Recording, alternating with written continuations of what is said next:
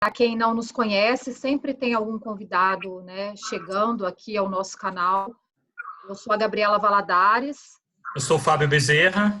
Nós somos sócios da Monet Investimentos, que é um escritório de investimentos vinculado à XP e dedicado ao atendimento de clientes private e alta renda. E nós temos uma parceria muito grande com a área de private da XP, que é uma área que nos apoia e nos auxilia na construção de soluções customizadas e diferenciadas para os nossos clientes do private. E hoje a gente tem a honra de receber aqui duas pessoas que eu admiro muito o trabalho, a carreira, o conhecimento, que são o Bernardo Assunção e o Gustavo Coelho.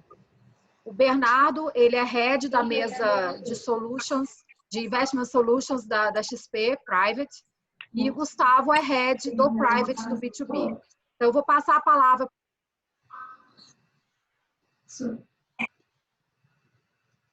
Falhou o áudio.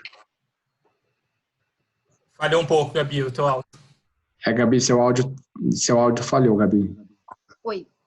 Agora falhou. voltou. Tá. Melhorou. Então, eles vão falar para a gente um pouco do cenário, né, que nós enxergamos hoje, de forma bem rápida, porque a gente está todos os dias, né, escutando aí atualizações de cenário. O cenário ele é muito dinâmico, então a gente vai ouvir deles. E, diante desse cenário tão dinâmico, o que nós podemos construir e ajudar vocês, né, a alcançar os resultados, a atingir seus objetivos, quer seja de proteção, de rentabilização.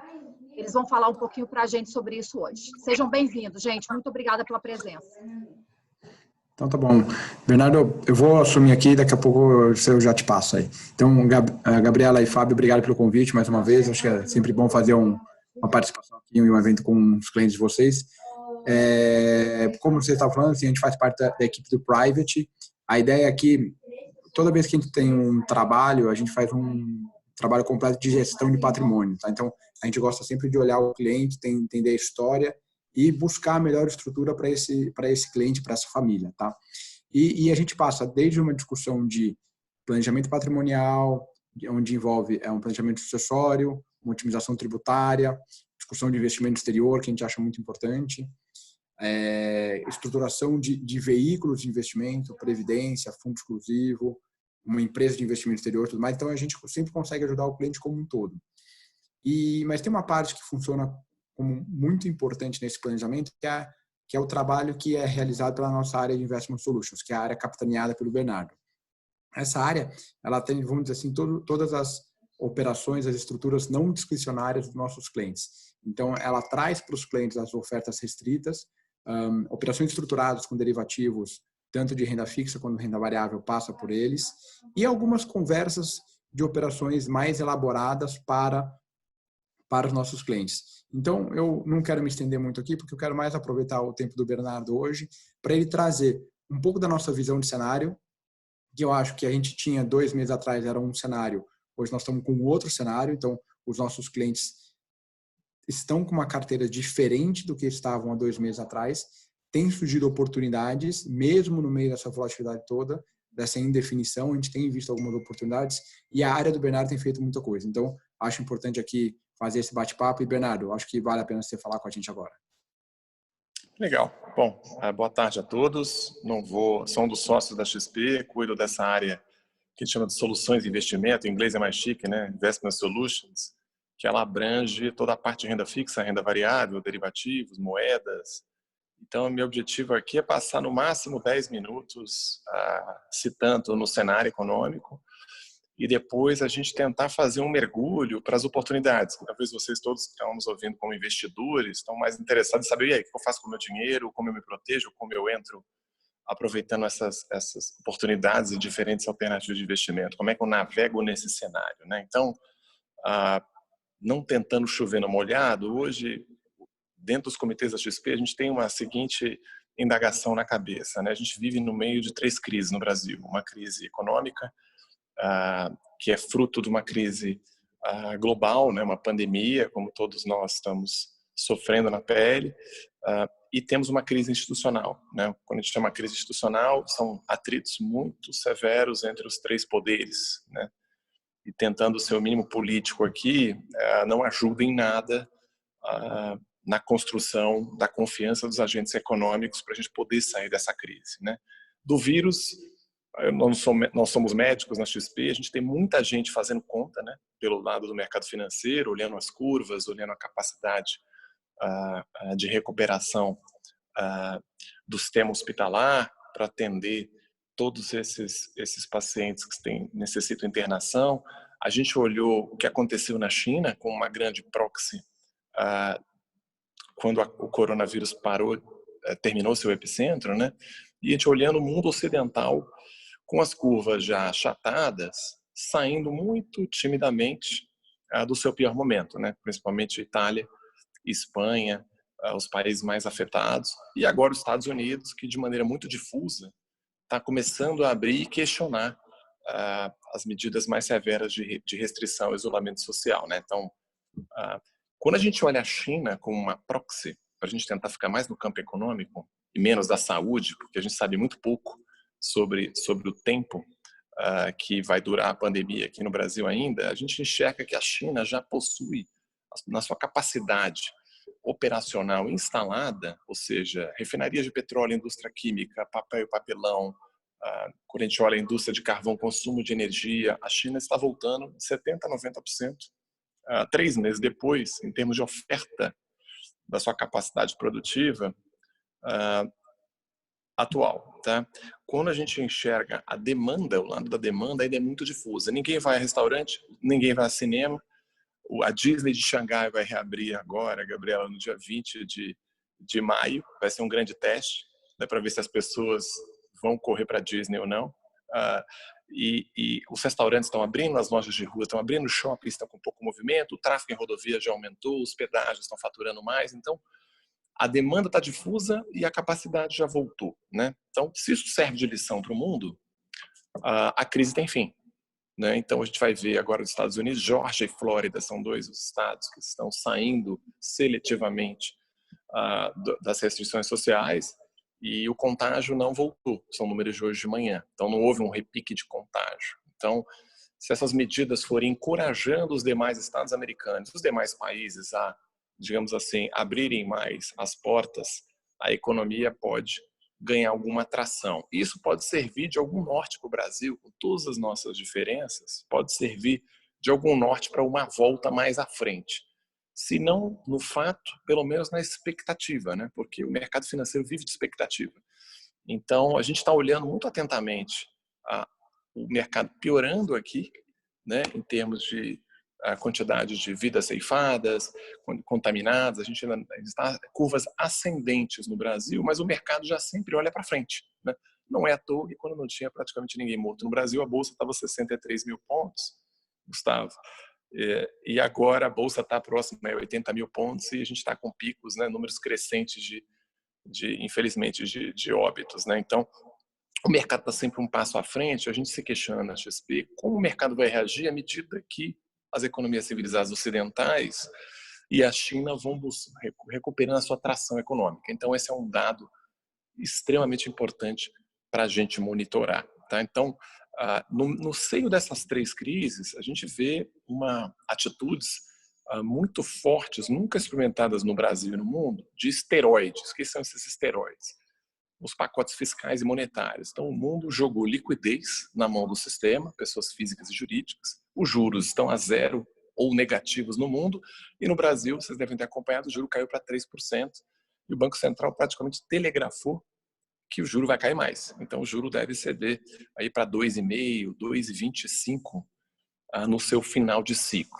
Deve parar por aí. É um experimento novo. O Brasil nunca viveu em tal cenário de juros baixos, né? Para quem viveu a crise anterior, né? Com recessão em 3 anos, PIB caindo 3%, 4% ao ano, juro na casa de 11%, 12%, 13%, 14%. Isso faz pouco tempo, 2014, 2015. O governo, quando precisava se endividar mais, e estava se endividando na época, ele tinha que pagar esse juro. Hoje o governo se endivida e se tem alguma notícia boa no meio de tanta notícia ruim, o carrego dessa dívida, né? O serviço dessa dívida é muito mais barato. O Brasil é mais solvente, embora tenha uma dívida em relação ao PIB maior e vai crescer bastante, né? do que era na época, dado a capacidade de servir essa dívida em juros muito baixos. E esse juro baixo, ele é um experimento novo. Os investidores não têm para onde correr. E as empresas também conseguem financiar melhor os seus balanços. Então, a gente imagina que nos próximos 1 ou 2 trimestres, quando o mercado de capitais começar a voltar, as empresas vão conseguir financiar melhor os seus balanços, pagando menos despesas financeiras, e os investidores vão fazer as contas que provavelmente terão juros reais negativos na maioria das suas aplicações. Agora você tem deflação, né, nos próximos 2, 3 meses. Mas depois a inflação em algum grau volta.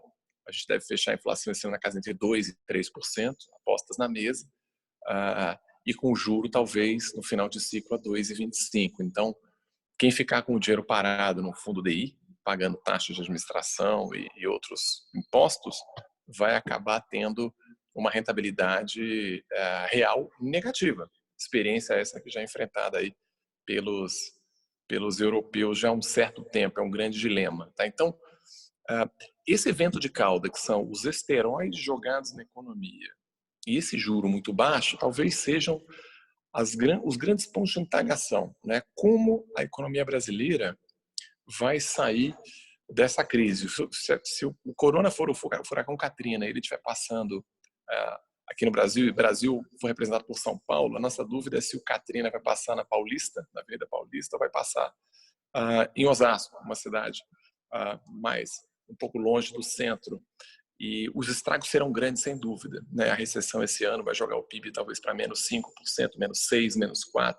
Quanto cada semana que a crise se estende, os lockdowns ficam de pé, as restrições são muito severas, pior é o efeito contágio nas cadeias de negócios brasileiras. Alguns de vocês são empresários, devem estar sentindo na pele o tal do ninguém paga ninguém, né? Fornecedores, boletos não são pagos, inadimplência, calote, renegociações, diferimentos, né, para todos os lados. É o governo federal tentando diferir impostos e colocar recursos nas mãos das pessoas físicas e jurídicas, e entre os ecossistemas das pessoas jurídicas existe uma reorganização de preços e negociações em curso.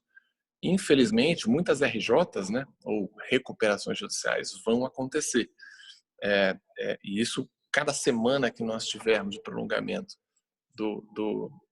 da doença aqui no Brasil, com as portas fechadas da economia, pior provavelmente será o efeito final em termos recessivos, né? Então, a grande indagação hoje, que acho que tem que ficar na cabeça de todo mundo, é o quão recessiva vai ser essa crise, quanto tempo ela demora, e o outro lado da história é quão rápido a gente sai desse buraco, uma vez que a gente vai ter juro baixo por muito tempo no Brasil, e você vai ter, os esteroides vão continuar na economia. Para quem não está acompanhando tão de perto, o governo federal está jogando um Bolsa Família por mês na mão de 30 a 40 milhões de brasileiros através do cadastro único, né? Um Bolsa Família ampliado, nenhum brasileiro ficará para trás, são medidas que dão um alento ao consumo, mas para um país pobre como o nosso, né, que não está quebrado, mas está bastante avariada, né? As rodas do nosso carro estão muito avariadas. O Brasil está fazendo um esforço fiscal muito grande, né? E é um experimento inédito também, que nunca foi feito. Então, a gente tenta na XP ver um pouco o copo meio cheio em termos de cenário, olhando mais para frente. Os estragos são inevitáveis, mas existe um mapa para sair dessa crise, que além dos esteroides, que mantêm os sinais vitais da economia vivos, e os juros muito baixos, que prolongam a vida do paciente, né, de uma forma indefinida, a gente enxerga um mapa da mina, que são as reformas estruturais. Então, para fechar essa parte do cenário, para não deixar, sempre tentar transmitir uma notícia boa, o que a gente enxerga? A XP está muito próximo a Brasília, olhando para os nossos analistas políticos, quais são os climas para aprovação de reformas. Hoje o clima é muito difícil, né? Existe um antagonismo entre os poderes, mas existe um mapa, e esse mapa passa por uma reforma do saneamento, o marco do saneamento básico, né? O marco regulatório para trazer investimentos privados. Talvez o tema saúde, o governo federal consiga jogar junto ao Congresso com a pressão popular para aprovação de reformas tão estruturantes e necessárias para esse setor. Saúde pública, acho que nunca teve tanto em voga no mundo e um tema todo dia na televisão no Brasil. Então, acho que você tem um apelo maior, uma pressão da população para aprovar isso, como foi talvez a reforma da Previdência. Você tem uma reforma administrativa, que é o encontro com a verdade, de você enxugar gastos da máquina pública federal, onde a sociedade privada está pagando e vai pagar uma conta muito grande, com desemprego, com mais impostos, né, com quebradeira, e o setor público talvez passe, tem que ter a sua cota de sacrifício, né? Então, seja a reforma do Estado como um todo, passando por sacrifícios para todos os entes da federação, também se façam próximos, né? Um discurso fica mais óbvio, e o Congresso em Brasília, talvez com mais apelo popular, também acabe passando a toca de caixa mais reformas. Essas são as notícias que a gente espera que se materializem e que podem significar, sim, uma grande virada. Tá? Cenário é um pouco isso. A gente pode entrar, Gustavo, com algumas perguntas para falar especificamente de investimentos. Tá? Então, eu quis passar só uma menção aqui. O cenário é duro, é difícil, a volatilidade é enorme, mas todas as crises passam. Né? Eu já vivi quase boa parte das outras no mercado financeiro, pilotando as mesas de operações de outras instituições agora da XP, e a gente tem essa crise também vai passar. Agora ela é um pouco diferente, um pouco mais severa. Mas, Bernardo, bom, obrigado pela sua explanação aí, muito interessante. Um ponto que eu queria trazer aqui é o seguinte, mas todo esse movimento, tudo que vem acontecendo, os impactos, aí vamos trazer aqui para as oportunidades, o que tem sido gerado. Então, num primeiro momento, assim, uma das coisas que a gente vem fazendo na XP Advisor, que é a nossa gestora de mandatos discricionários, e um pouco tem gerado algumas oportunidades na sua mesa, é a parte da curva de juros, né? Então, assim, a gente tem uma discussão de juros menores no curto prazo, mas a curva de longo prazo, né, os vencimentos mais longos, eles abriram bastante. Se a gente olhar as NTNBs, que são os títulos soberanos do governo, que pagam inflação mais uns juros reais, os vencimentos mais longos vinham ali na casa de 3, 3,5, e a gente teve uma abertura. O que vocês estão vendo? Como vocês estão vendo? O que tem de oportunidade nesse mercado? Não, perfeito, pegando esse gancho. Então vamos falar em temas, né? Vamos começar pela renda fixa, depois a gente pode explorar outros. De fato, o juro no Brasil está em 3 e vai cair mais. Agora, 3 é o curto prazo. O mercado negocia quanto vai estar esse juro daqui a 1, 2, 3, 5 anos, né? Essa chamada curva de juros, para aqueles que não são especialistas. E esse juro, mais para frente, lá para 2025, 2026, está em 6%, 6, 7%, né? Chegou até mais num cenário ali final de março, começo de abril. Então, os investidores que acreditam que esse juro vai ficar baixo por muito tempo e querem, por exemplo, no mundo de pré-fixados, pré-fixar os seus retornos, tem uma aposta que é seletivamente arriscada, é você fazer operações pré-fixadas. Travando o quê? Primeiro, o juro real. Você falou bem, NTNB. Uma NTNB, nota do Tesouro Nacional, indexada à inflação. Hoje, você não precisa ir muito longe para buscar IPCA mais 4. Tirando uma pequena janela de deflação que a gente vai ter no Brasil nos próximos 2, 3 meses, provável, em função da recessão, você está garantindo um juro real de 4, 4,20, 4,30, dependendo da semana, além de toda a inflação que houver. Vamos supor que a inflação é 2% ao ano, 2,3%. É uma inflação até muito tímida para um Brasil que nós conhecemos. Você está falando em ganhar 6, 7% ao ano nominal, ou tudo que a inflação der mais 4%. Né? É um lugar muito bom para se estar. Né? Esses prêmios hoje existem porque o Brasil é um país um pouco mais arriscado. Então, as NTNBs certamente fazem parte de todas as carteiras recomendadas da XP hoje. Se você sair do mundo de títulos públicos e você, na pessoa física, consegue investir seus recursos, aí você tem títulos isentos de imposto de renda, que são os CRAs, os CRIs ou as debêntures de infraestrutura, ou seja, os incentivados, né, que pagam IPCA mais 5, IPCA mais 5,5, então porque você assume um risco de crédito um pouco maior. Só que quando a gente olha o mundo hoje, de mercado secundário no Brasil de renda fixa, mesmo as empresas que gozam da melhor qualidade de crédito possível, né, ou empresas soberanas como a Eletrobras, uma Petrobras, estão pagando aí próximo IPCA mais 5, ou até mais.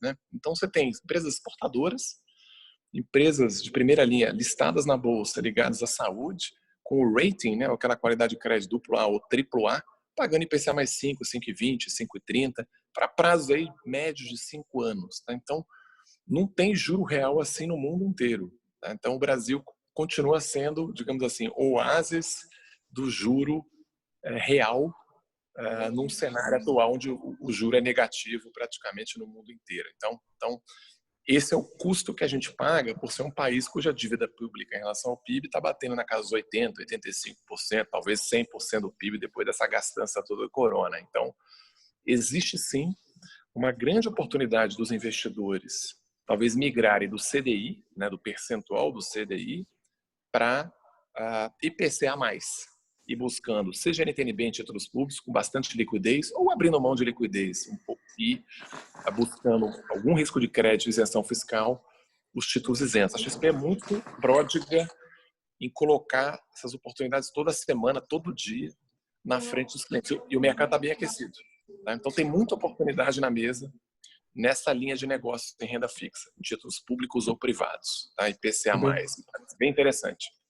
Bernardo, então, é muito interessante quando você olha ainda mais planejamento de longo prazo, assim, você tem alguma coisa que protege o seu patrimônio de inflação e ainda te dá um bom nível de juros reais, acaba sendo muito interessante. E uma conversa que eu tenho tido com alguns clientes, que eu acho muito interessante, é o seguinte: o Brasil se acostumou muito com o percentual do CDI, né? Acho que quando você tinha ali níveis próximos entre 10% e 15%, falar em percentual do CDI fazia muito sentido, né? Hoje, então você tinha uma empresa que tinha um risco de crédito melhor, ela ia pagar algo como próximo de 100% do CDI, uma que tinha um rating pior ia pagar algo como 150% do CDI. Vamos levar para o extremo aqui, né? Então, é curioso que nesses níveis parece que o CDI vem caindo e o quanto a empresa pior está quase se igualando à empresa melhor, né? Quando a gente olha o percentual do CDI. No limite, se a gente tiver juro zero, as duas vão pagar o mesmo tanto. Então, a gente começa a ver aí o quanto o percentual do CDI deixa de fazer sentido. E nessa linha, no longo prazo, pelo IPCA mais alguma coisa, a gente tem conseguido dar uma boa diferenciação. Se a empresa é 100% do CDI, vai pagar IPCA mais 3, e se é 150 do CDI, vai virar um IPCA mais 4,5. Então, tem gerado uma oportunidade de swap de operações de percentual do CDI para outros indexadores, não é? Eu queria que você falasse um pouquinho.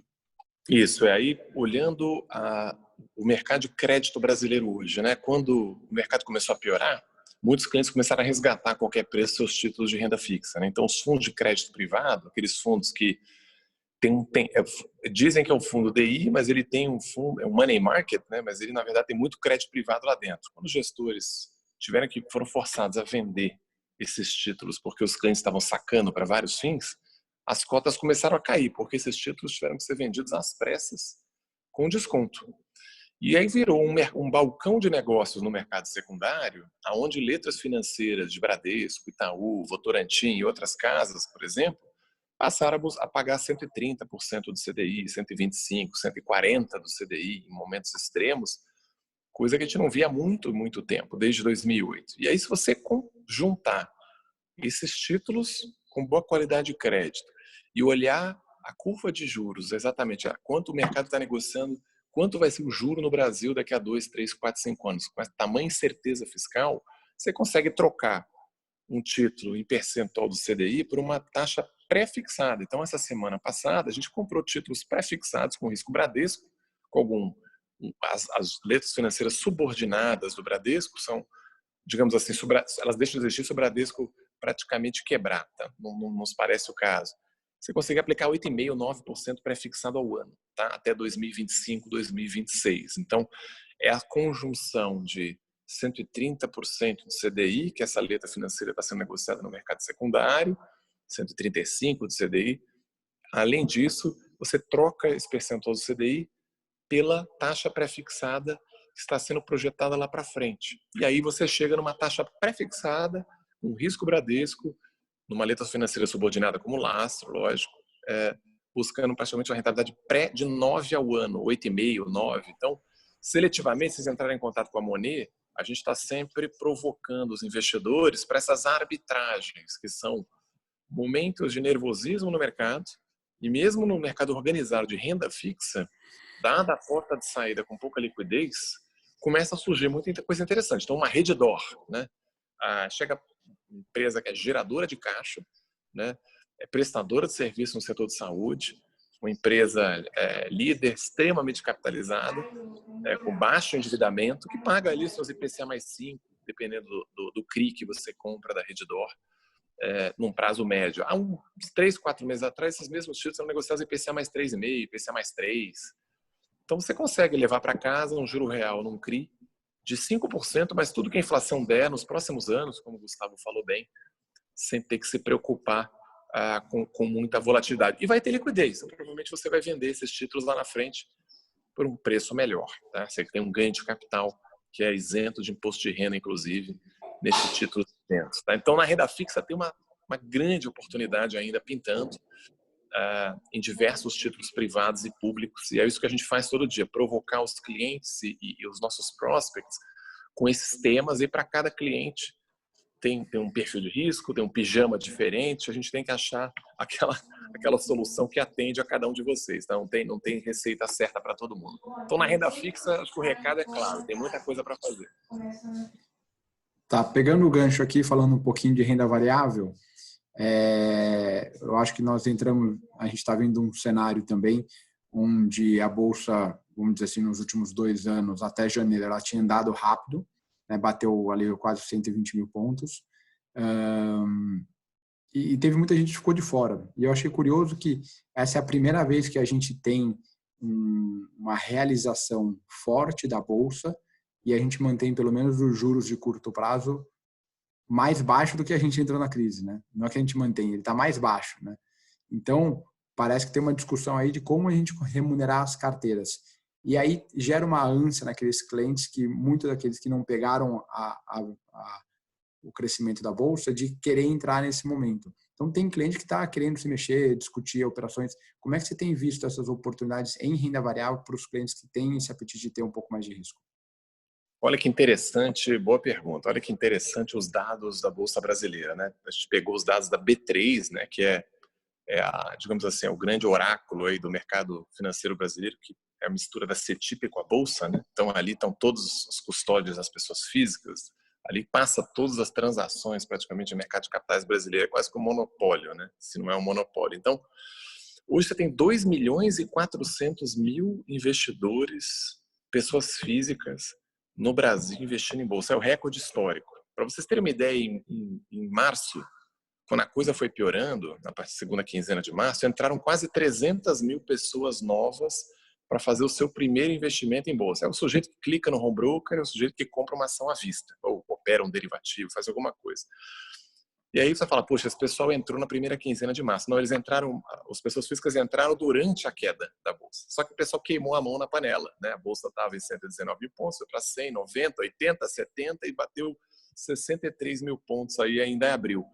Bom, então em abril o pessoal saiu correndo. Não, em abril, saíram os números ontem, a Bolsa atraiu 198 mil brasileiros pela primeira vez, pessoas físicas. A Bolsa tem hoje 560 mil mulheres como investidoras, dobrou o número de mulheres em 12 meses. As mulheres estão perdendo dinheiro, Gabriela, na Bolsa, porque elas investiram provavelmente de um ano para cá e a Bolsa caiu, né? Então, dificilmente alguém comprou Bolsa a 80 mil, o pessoal comprou mais alto. Mas, fazendo uma brincadeira somente, existe um Renato, fluxo...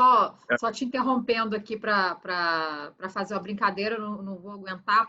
É que nós trocamos as bolsas físicas, né, pelos papéis da bolsa, né? A gente fez uma troca aí, principalmente com a quarentena. Então a gente está deixando de comprar bolsa para comprar bolsa de valores, né? Eu acho que é mais ou menos por aí. Não, perfeito, maravilha. Só me corrigir um número aqui, eu acabei de olhar a minha cola aqui, foram 142 mil brasileiros, não 190, 142 mil em abril, 298 mil em março. Então diminuiu, logicamente, o fluxo, mas a gente é nova entrando na Bolsa.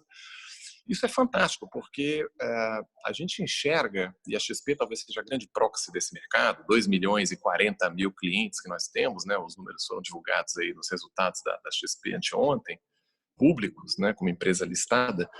A gente é uma grande empresa de educação, entre outras coisas. Então, a gente está ensinando o brasileiro a ter capital paciente, longo prazo, não panicar, e quem realmente entra em ações é para ser sócio de bons negócios no longo prazo, para colher dividendos e um ganho de capital lá na frente.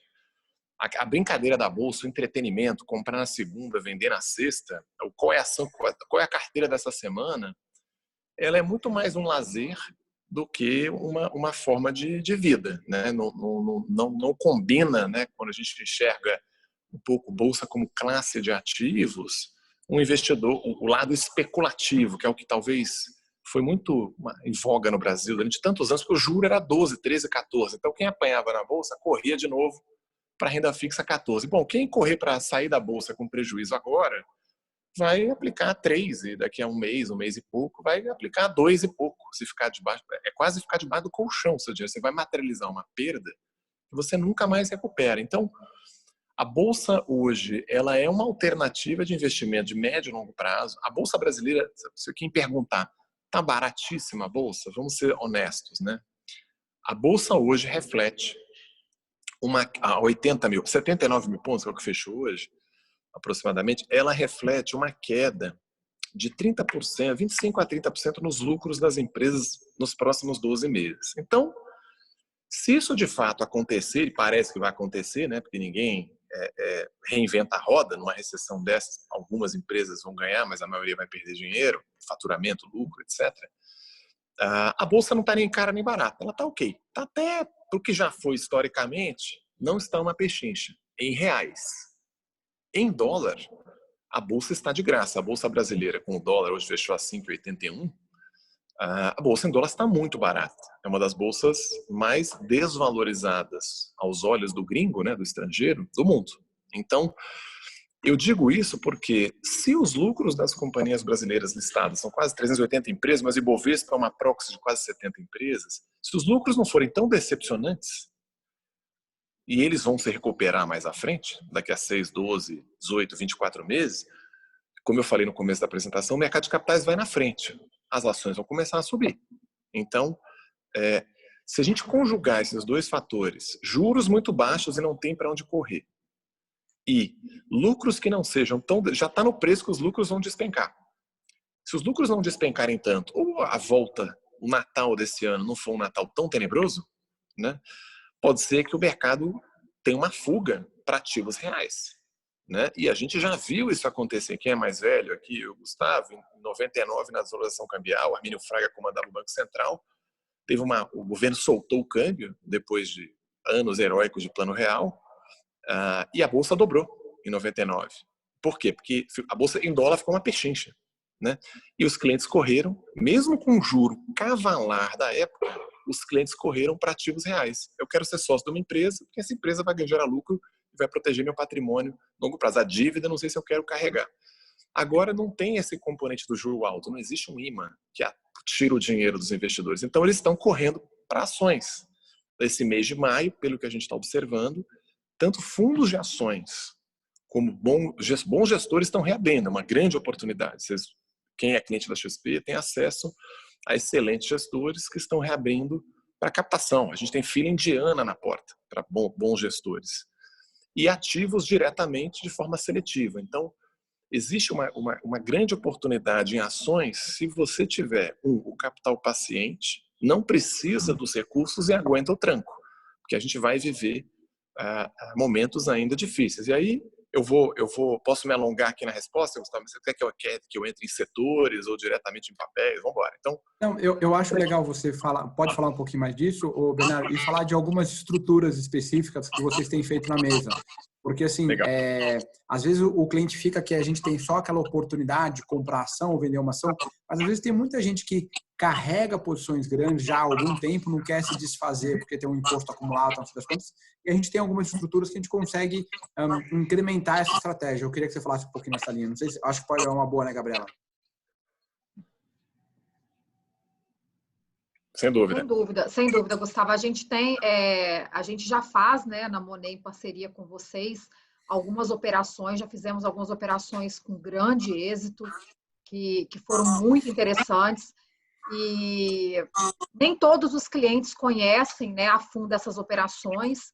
Inclusive, muitos clientes hoje comentam conosco a vontade de estar na Bolsa de Valores, de entrar, e aquele medo de entrar, de ser a hora adequada, de não ser a hora adequada. E a gente tem algumas estruturas que a gente consegue montar, tanto para aquela pessoa que está preocupada se seria o momento adequado, ou para aquele Investidor que, como o Gustavo falou, carrega uma posição, gostaria de ou se desfazer aos poucos dessa posição ou ter uma proteção relativa nesse período para essa posição que ele carrega hoje, né? Perfeito. A XP ela é a maior corretora do país, a gente é extremamente criativo e a gente teve uma visão muito pragmática dessa crise. A gente sempre manteve um pé em renda variável, mesmo na crise. A gente não vai dizer que a gente saiu vendendo tudo quando a bolsa começou a cair, o vírus começou a se espalhar pelo mundo, a gente voltou agora aos 60 mil pontos. Saiu dos 119 mil e voltou aos 60. Mas a gente implementou diversas estratégias de forma muito dinâmica nas carteiras que a gente gera. Então, por exemplo, para clientes hoje que tem uma posição grande de ações e tem medo de uma segunda onda de contaminação, um impeachment, turbulência, sai do Paulo Guedes, um problema fiscal maior no curto prazo, e não querem realizar prejuízo, a gente consegue proteger essas carteiras. Então, usando o mercado de opções, a gente faz uma operação muito conhecida, que é você compra um seguro parcial contra a queda da bolsa. Então, vamos supor, a bolsa está 79 pontos. Você pode se proteger de 79 até 63 mil pontos, que foi, vamos chamar assim, o pico emblemático ali da pandemia. E você, para comprar essa proteção, você abre mão de uma alta superior da bolsa, por exemplo, a 85 mil pontos. Então, você vai surfar a alta limitada da bolsa, abrindo mão daquilo que ultrapassar os 85 mil. Por outro lado, você tem uma proteção parcial do que a bolsa negociar de hoje, por exemplo, até os 63 mil pontos. Tudo de forma muito indicativa, tá? Por um prazo aí de 6 meses. Então, é uma troca, né, Gabriela, Gustavo e Fábio? Você abrir mão de uma alta para se proteger. Então, quando você compra um seguro, você tem que pagar por ele, né? Quando você faz o seguro de um carro. Mas você pode trocar no mercado de renda variável probabilidades. Então, eu abro mão de uma alta para me proteger na queda. Então, essa é uma alternativa. A gente combina muito no índice. A gente pode fazer isso diretamente em papéis. Então, clientes que têm posições em Petrobras muito importantes, né, que não querem se desfazer. Banco do Brasil, estão achando que o banco pode fazer bobagem no crédito. Sim ou não? O banco está muito barato, na nossa opinião, mas há quem diga que o banco pode ser usado para instrumento político, mas no futuro. Então, eu quero proteger minha carteira. Tá bom, a gente faz uma proteção específica em Banco do Brasil, ou Itaú, ou uma proteção mais macro no índice, né? Então, a gente usa muito o mercado de opções, de maneira muito criativa, com um custo zero para o cliente, porque ao abrir mão de uma coisa, você se protege de outra, e a gente implementa diversas estratégias. Agora, vamos pensar num cliente que quer entrar em bolsa. A gente tem também um tipo grande de cliente. Então, em bolsa, eu quero comprar mais, estou com medo, não quero expor meu patrimônio, já tenho muito.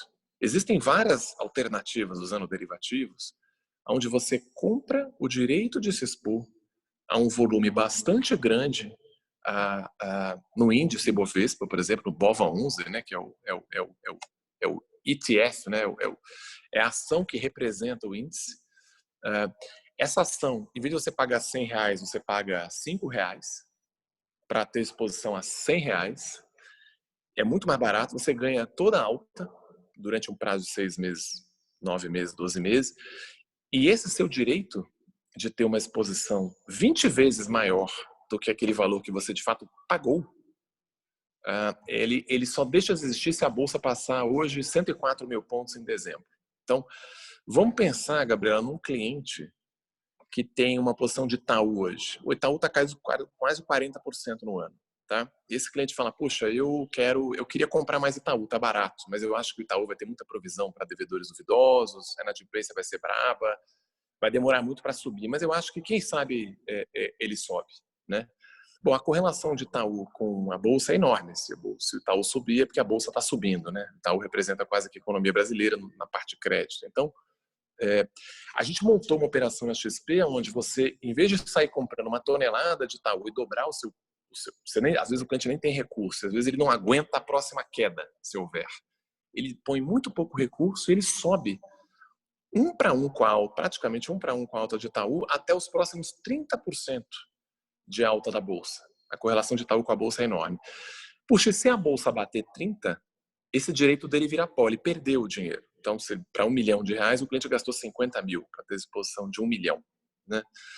Mas esse cliente vai estar tão feliz, os nossos ficariam tão felizes se a bolsa bater 103, 104 mil pontos, porque o todo se valorizou barbaramente, né?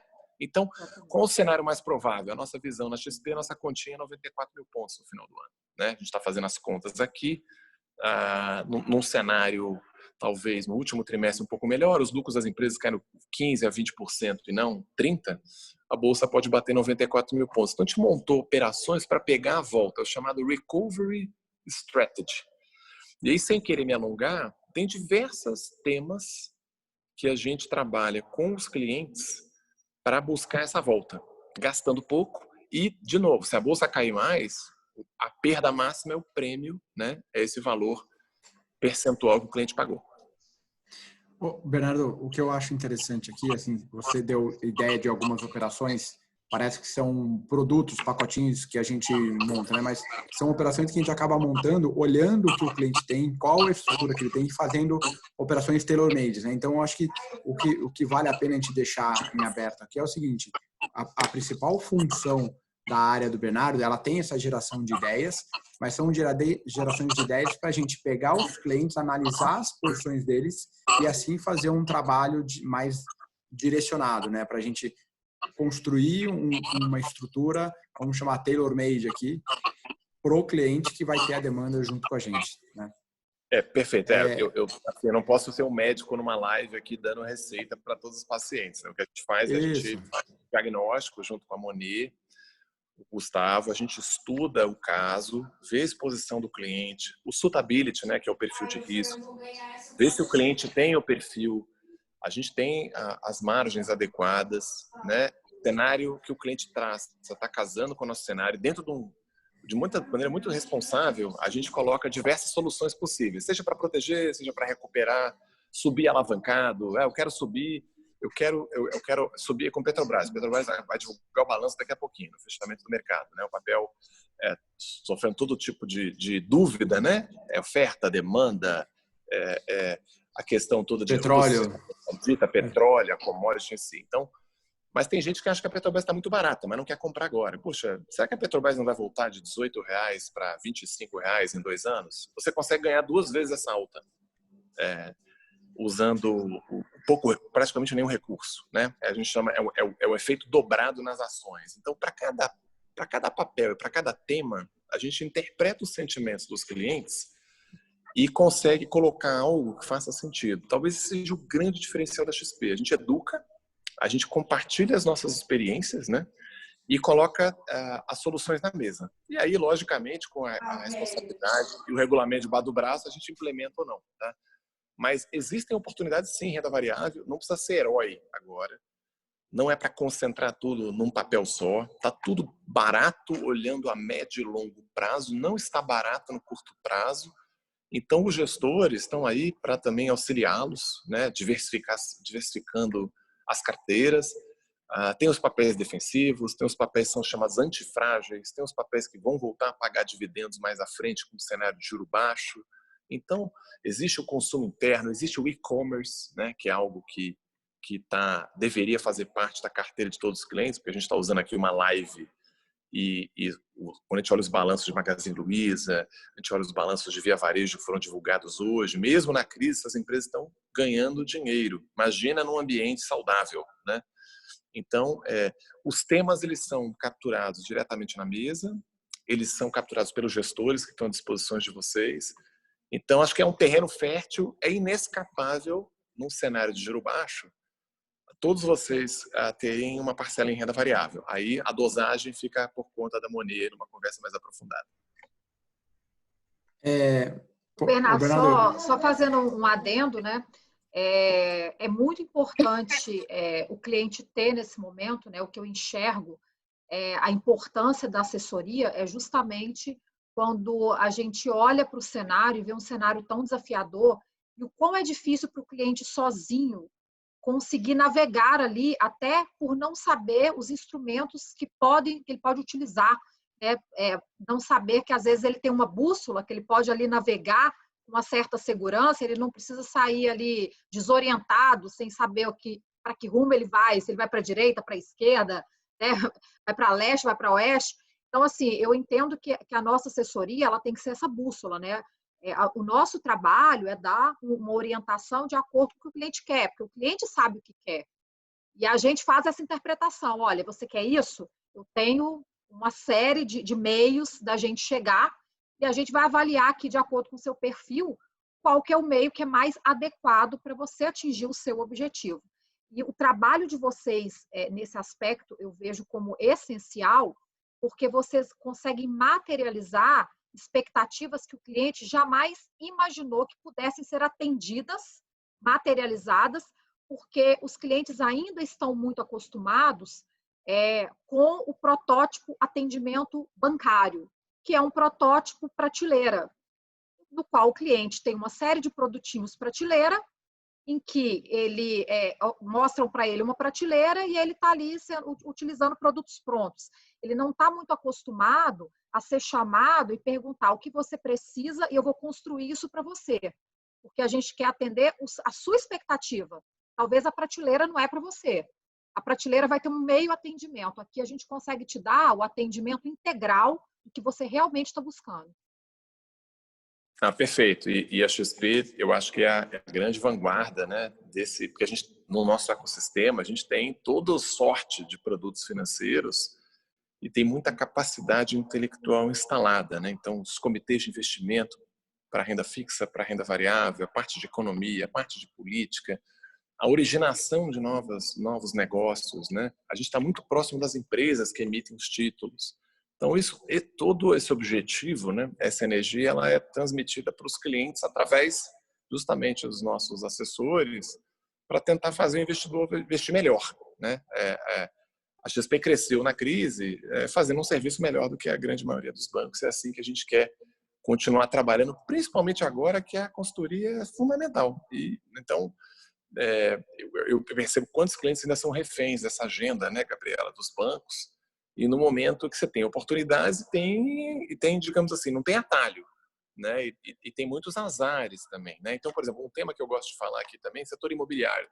Nosso cliente, todos têm apartamento, alguns têm uma segunda residência, tem uma salinha comercial, ou tem imóveis de aluguel, lajes, galpões, terrenos e tal. Como é que a gente está vendo o setor imobiliário hoje, né?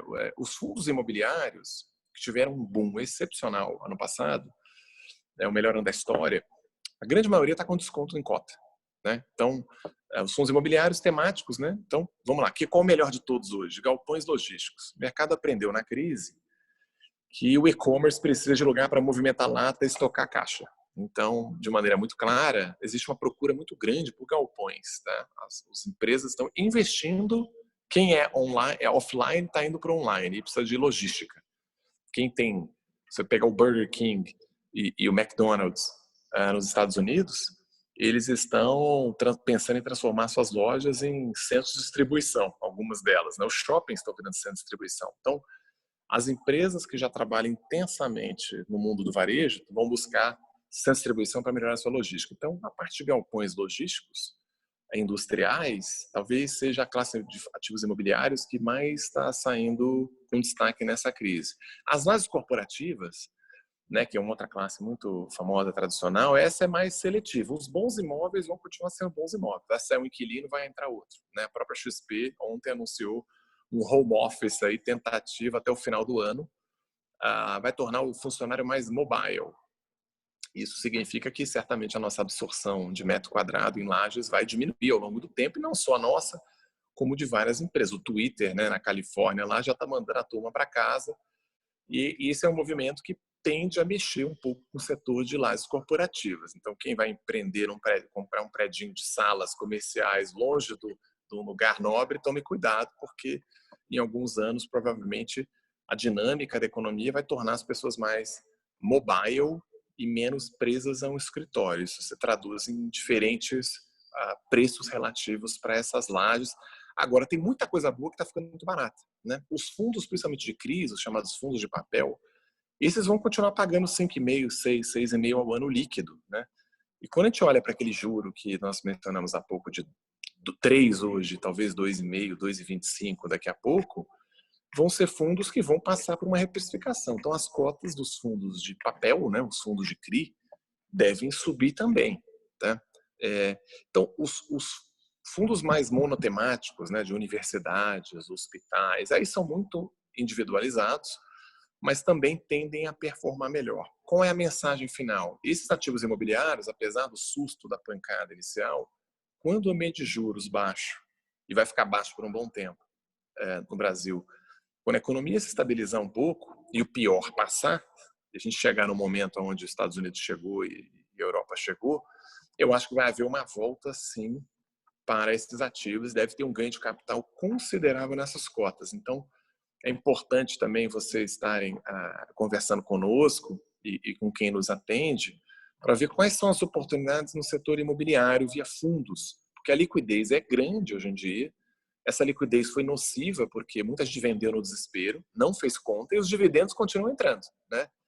0,5%, 6% ao ano, 7% ao ano, algumas cotas estão precificando 8% ao ano de dividendo líquido, pagando religiosamente todo mês, não teve inadimplência. Então agora é fazer a seleção natural dos bons gestores, dos bons ativos e ter um pouquinho de paciência que você vai ter não só um juro muito bom, como um grande potencial de ganho na cota, tá? Passado aí o pior momento de expectativas. Então, acho que é uma dica bacana também para vocês anotarem no caderno aí e procurarem os assessores da Monet para a gente aprofundar nisso aí. Bernardo, só fazendo um adendo que é interessante, muito cliente não sabe que ele pode fazer apropriação de prejuízo.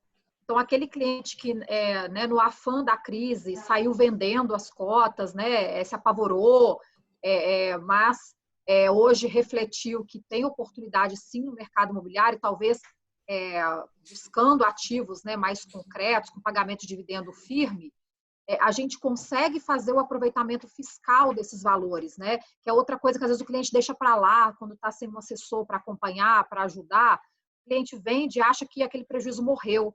E a gente consegue pegar esse prejuízo, né, e aproveitar esse prejuízo, consignar ele no imposto de renda do cliente, se não aproveitar no próximo ano fiscal, e levar adiante até que haja um momento em que esses novos fundos que ele comprar ou papéis que ele ficou na carteira, no momento da venda, ele tenha um ágio e ele possa abater isso no imposto de renda, né, de venda desses papéis. E hoje, inclusive, fazendo um levantamento para um dos clientes nossos, né, sobre fundo imobiliário, nós conseguimos identificar fundos imobiliários com dividend yield de 9% em um ano e upside em relação ao valor patrimonial da cota de 19%. Eu estou falando upside em relação ao valor patrimonial, considerando que esse fundo ele só volta para o valor patrimonial da cota e ele tem zero de ganho acima desse valor patrimonial. Então, assim, oportunidades realmente não faltam. Tem uma coisa na parte imobiliária que a gente sempre olha, né, que é assim, qual é o custo de reposição que está presente numa cota? O que significa isso em termos práticos? É que você comprar um terreno e levantar um prédio, né? Quanto custa para você fazer isso? 10 milhões. Qual é o valor patrimonial da cota? Se o valor está dizendo, se o valor patrimonial é 10 e a cota está por 8 milhões, né, o total do fundo, significa que tem um desconto enorme. É muito mais barato você comprar o fundo do que levantar o prédio, né? Então, existe esse tipo de distorção no mercado. A liquidez dos fundos imobiliários melhorou demais nos últimos 2 anos, mas com certeza tem um investidor apressadinho que saiu queimando todos os ativos que possuía, achando que viu a oscilação de cota e perdeu, né, a oportunidade de continuar capturando esses rendimentos. Então, para os novos clientes, os clientes, de novo, com capital paciente, que podem aguardar uma reprecificação dessas cotas, eu tenho vários fundos imobiliários, eu nem olho cota, eu só olho se o dividendo está sendo pago em dia, né? E eu tô atrás da renda e um ganho de capital lá na frente. Eu sou sócio do pequeno pedaço de tijolo ali ou da diversificação nos CRIs que estão dentro desses fundos. Então talvez seja uma oportunidade conservadora de fazer uma seleção muito criteriosa de bons fundos imobiliários. Minha mãe tem 82 anos, é o que eu estou recomendando para ela agora. Assim, ela não gosta de crédito privado, não quer carregar NTNB, já é mais velha. Então eu falei, mãe, vamos comprar alguns fundos imobiliários, você tem a renda e você vai vivendo da renda e vai ter um ganho de capital em 2 anos. Vamos, de maneira muito criteriosa, escolher esses fundos. Eu acho que tem uma boa oportunidade para o cliente que é mais cardíaco, ou seja, que não aguenta a volatilidade de bolsa, não quer ouvir falar de risco agora porque está com ressaca dos fundos multimercado e tal.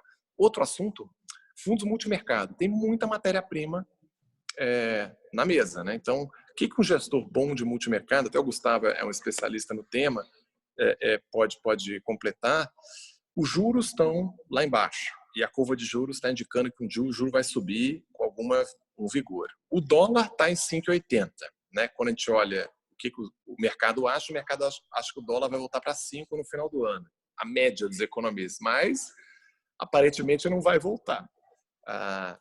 Você tem a bolsa barata com muita volatilidade quando você olha para frente, né? Tudo isso e as bolsas no exterior e os ativos no exterior também se moveram. A gente não falou do cenário externo aqui, né? Muita disrupção nos preços. Toda essa volatilidade é a matéria-prima que move um bom gestor de multimercados. Então, a outra recomendação que a gente tem é, criteriosamente, junto com uma boa assessoria, escolher os bons gestores que vão capturar essa matéria-prima e transformar em valorização de cota. Gustavo, dá uma completada aí que esse assunto você é faixa preta. Eu acho que tem esse ponto, Bernardo, e tem o ponto da diversificação, né? Os multimercados, hoje em dia, você tem várias opções, você tem fundos novos sendo criados na parte de fundos quantitativos, fundos de valor relativo. Então, sim, foi bom o Bernardo ter tocado nesse ponto dos multimercados, porque eles funcionam como um instrumento de diversificação. Eu acho que essa crise mostrou isso, né? Quando você montar ali, pegar os principais, vamos pegar os 30 maiores gestores, né, de multimercado, você consegue ver comportamentos distintos, né? Então, um investimento diferente em ativos dentro dessa classe, né? Eu não vou me estender muito aqui no multimercado, porque eu estou um pouco preocupado com a hora, que normalmente a gente costuma fazer um bate-papo de 1 hora aqui. Eu não sei, Gabriela e Fábio, assim, se deixar aqui, eu e o Bernardo, a gente se conhece já tem bastante tempo. A gente vai conversando, a gente vai falando. Ele puxou o assunto multimercado que a gente falou 30 segundos. Então, a gente tem assunto aqui para a tarde inteira, para o final da noite, vamos dizer assim. Até para explicar a nossa história, né? Eu estou na XP há 4 anos e sou um dos sócios da empresa. O Gustavo, eu trabalhei no JP Morgan há muitos anos e o Gustavo trabalhou, era um dos executivos ali da Gávea, em algum momento, que trabalhava com o Armínio Fraga. E o JP Morgan comprou a Gávea e o Gustavo sentou na cadeira do meu lado. Eu falei, o que você está fazendo aqui? Ele falou, eu vim trabalhar com você. E desde então, nossas vidas... Posso sentar aqui, né?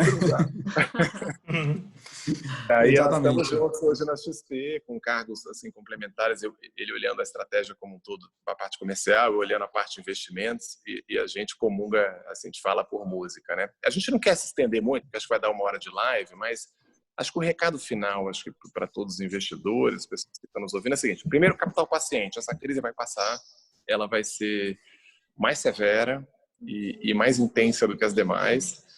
A gente imagina que tem uma recuperação lenta para o mercado. O mercado de ações vai se recuperar em 2 anos. Existe uma grande oportunidade nos produtos alternativos, principalmente os fundos imobiliários. A parte de renda fixa, o juro no Brasil voltou instantaneamente a ficar mais atraente. Então, as NTNBs, os títulos privados, tem bastante coisa interessante, com pouco risco para os clientes se posicionarem, né? O mais importante agora a crise está longe do fim, mas o mercado de capitais normalmente antecipa as crises. Então, quando eu falei, a Bolsa estava em 63 mil pontos e o Corona não tinha ceifado praticamente nenhuma vida no Brasil. Agora a gente está chegando no pico de óbitos em breve, espero, e a Bolsa já se recuperou das suas mínimas. Quando a gente começar a sair do pior momento, e se a gente conseguir um cenário com um mapa da mina de reformas, algo que saia um pouco, uma notícia boa, inesperada, pode fazer o mercado ficar mais animado mais rápido. Então, o capital paciente nessas horas talvez seja a melhor dica que a gente pode dar, e são nas grandes crises que surgem as melhores oportunidades. E toda crise a gente acha que vai ser a pior e que a gente nunca vai passar, e sempre passa, né? Essa crise, os bancos não são um problema, são a solução dos problemas, né? As empresas estão... Há uma recessão artificial contratada, onde todos querem sair ao mesmo tempo. Os prestadores de serviços, os produtores, os consumidores querem sair, né? Então, você não existe uma crise onde o consumidor está louco para consumir. Essa é uma crise que o consumidor está louco para consumir. Só que ele é impedido de consumir e a renda dele está acabando, né? E o empregador está louco para vender, e ele daqui a pouco vai ter que demitir porque ele não consegue manter a empresa de pé. Então, é uma crise diferente. E o tempo, ele é inimigo da saúde financeira do Brasil, dos sinais vitais, mas, ao mesmo tempo, ele acelera o final da crise da saúde pública, pelo menos. Então, a gente vê o copo mais cheio do que vazio e a gente pede um pouco de paciência. Estamos super à disposição dos clientes para aprofundar todos esses temas aqui, que pela hora e pela natureza da live não dá para a gente entrar no detalhe do detalhe. Obrigado. Eu acho que o recado que fica, né, Bernardo, Gustavo, é que a gente tem uma equipe preparada para prover soluções para a demanda de renda fixa, fundos imobiliários, renda variável, para o cliente que quer mais proteção, cliente que quer ser um pouco mais agressivo no momento, a gente pode customizar qualquer solução. Então, acho que fica esse recado aí para os nossos clientes e a XP Private tem um time bem qualificado para assessorar junto com a Monet qualquer demanda. Eu queria agradecer a vocês pela disponibilidade de estar aqui hoje conosco. Foi ótimo o bate-papo, sempre enriquecedor, né? Falar com pessoas tão qualificadas. A gente tem uma proposta na Monet de trazer esse conhecimento para os nossos clientes. Toda semana a gente tem uma live, a gente aborda um tema não só atual, mas um tema dinâmico que faz parte do dia a dia, do cotidiano do nosso cliente. Inclusive, fica a dica, quem não está inscrito no nosso canal do YouTube, faça sua inscrição, seja notificado das lives novas que a gente está postando, se inscreva nas nossas redes sociais, onde a gente avisa sobre as novas lives, os temas, datas, horários, tanto no Instagram quanto no LinkedIn também, temos o LinkedIn da Monet. E a gente conta com vocês aí participando cada vez mais, interagindo e contem conosco para prover, como o Fábio falou, as melhores soluções para atender às expectativas de vocês. E, Gabriela, para fechar qualquer dúvidas que surjam dos clientes de vocês, a gente está à disposição. Encaminha assim, num formato que a gente consiga responder e depois vai ser um prazer, tá bom? Obrigada, Bernardo. Obrigada, Gustavo. Obrigada, Obrigado, Fábio. Gente, muito obrigada. Gustavo. Até a Obrigado, próxima. gente. Boa noite. Obrigado. Boa noite. Tchau, tchau.